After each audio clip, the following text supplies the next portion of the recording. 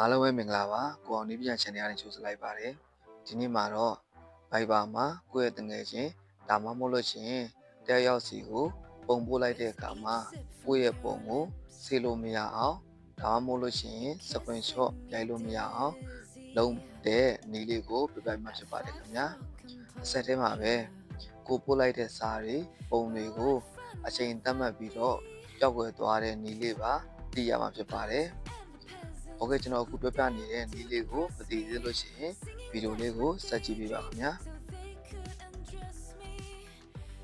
โอเคပထမဆုံးတစ်ချက်အနေနဲ့ကျွန်တော်တို့ပို့မဲ့တငယ်ချင်းကဒီလိုပဲပေါ့နော် online ဆိုပြီးပေါ်နေရပါမယ် line ပေါ်မှာရှိနေမှအဆင်ပြေမယ်ပေါ့နော်โอเคကျွန်တော်တို့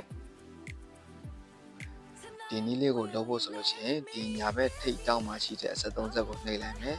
ပြီးလို့ရှိရင်ကျွန်တော်တို့အောက်ဆုံးမှာတွေ့နေရတဲ့ disappearing message ဆိုတော့ချက်နှိပ်လိုက်မယ်။ Okay ပြီးလို့ရှိရင်ကျွန်တော်ဒီမဲ့အချိန်သတ်မှတ်ထားလို့ရရပါတော့။ Okay ကျွန်တော်ကတော့10စက္ကန့်အချိန်သတ်မှတ်လိုက်မယ်။10စက္ကန့်ဆိုတော့နှိပ်လိုက်မယ်။ Okay ဒါဆိုလို့ရှိရင်ကျွန်တော်တို့ဒီ mic လေးရဲ့ပုံမှာ10စက္ကန့်ဆိုပြီးပေါ်သွားပြီပေါ့နော်။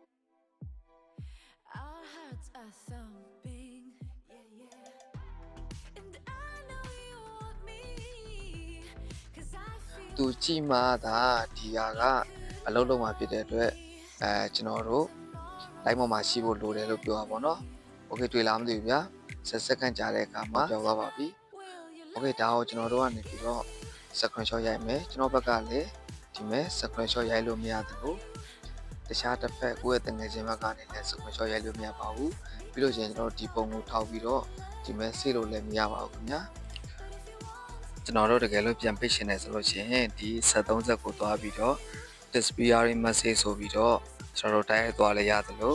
ဒီ mic လေးထက်မှာပေါ်နေတဲ့1 minute ဆိုတာလို့ရှင်းနေပြီးတော့ off ဆိုတာလေးကို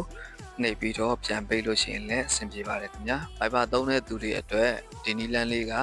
အသုံးဝင်မဲ့တင်လို့ပြန်လည်မျှဝေပေးရခြင်းဖြစ်ပါတယ်